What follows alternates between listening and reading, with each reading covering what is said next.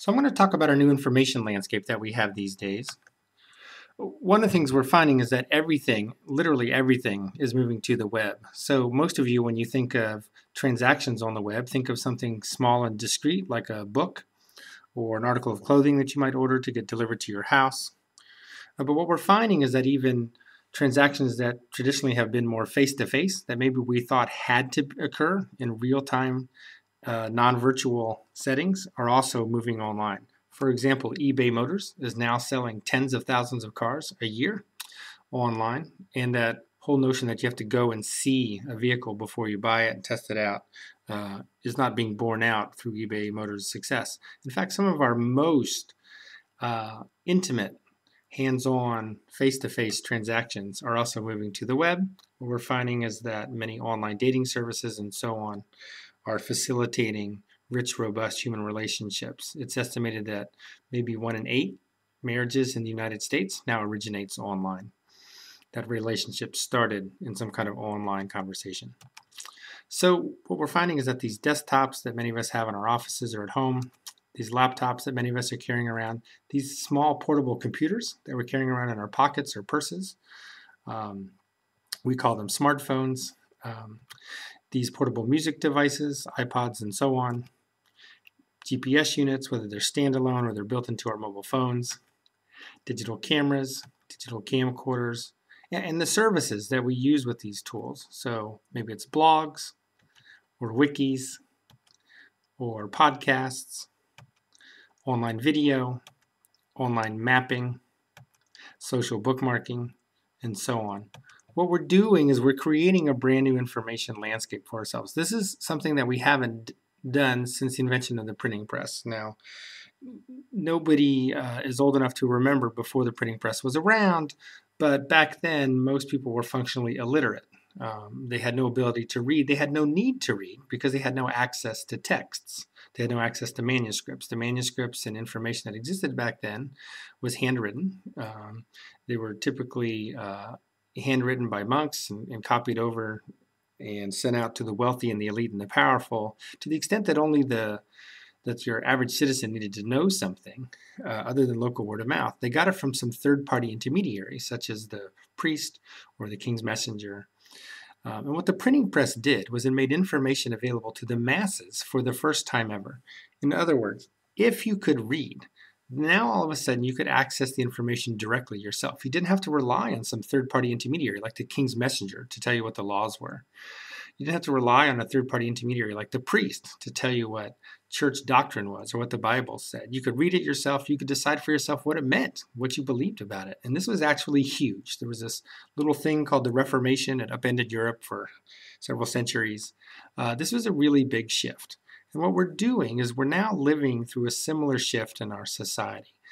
But instead of removing the third-party intermediaries between us and access to information, what we're doing is we're removing the third-party intermediaries between us and the creation of information.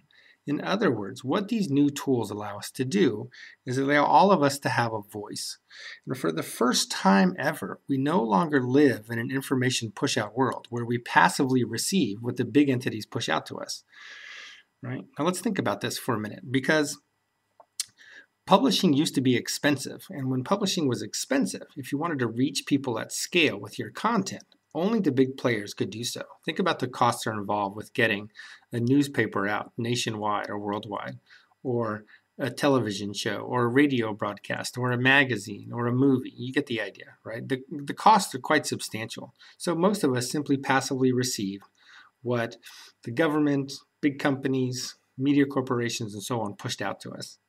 But now, the costs of being a publisher and reaching people at scale are essentially zero. I mean, sometimes there's a few costs in terms of internet hosting or buying a webcam or something like that. But for the most part, those costs are so low, they might as well be zero. And we have mechanisms set up now where we can find each other. So if you want tens of thousands of people to see what you write, you want hundreds of thousands of people to hear your music, you want millions of people to see your video, those mechanisms are all now in place. So the big entities still push information out to us, but we sit side by side with them. They put something out, we complement it, we supplement it. They put something out, we rebut it, we contradict it. They put something out, we mix it up, we mash it up, we add new value to it, and so on. In other words, it's no longer a unidirectional conversation, but I'm a unidirectional information push-out landscape, but more of one where we can all participate, where we're all conversing, where we can have a dialogue, where we can have a conversation. You all are now members of the group formerly known as the audience. We're now part of a larger community where everybody can have their say. And of course, that has both positives and negatives, but it is what it is. We're also hyper-connected. So most of you have a Facebook page, and so do about 600 million other people across the planet. Approximately 1 out of every 12 to 13 people in the world has a Facebook account. Some of you are using Twitter. We have about 200 million people on Twitter now. There's a service called LinkedIn, which is a professional social networking site that now serves about 85, 90 million people. We're putting our younger children into socially networked spaces, so using online places like Wizard 101 or Club Penguin or Webkins. We're putting even very young children in places where they can socially interact online with others in safe mediated places. This is essentially Facebook training for the younger set. And if you don't like the existing social networks, you can even make your own. So using tools like Ning, you can create your own social network on whatever topic you want. Auto repair, skateboarding, quilting, whatever your interest is. Here's the screenshot of the Classroom 2.0 Ning, which now has about 20,000 members. So if you had to sum all this up, you would say that in our new information landscape, we all now have a voice, we can easily find each other, and we can easily work together. And of course, all of this is mobile. In other words, we have access to all of this capability, all of these affordances in our pockets, in our purses, wherever we are, wherever we have wireless internet access, we can do all of this. Now, many of the parents that you're serving, many of the staff that you'll be working with, still think of the web as an information push-out space. In other words, it's a place where you go to pull down information that was created by others. It's kind of like taking a library book off a shelf, right? You take the book off, you take the information down, you use whatever information you need, you put it away when you're done with it. But you didn't create the book. Somebody else created the book. You're just using what they pushed out to you.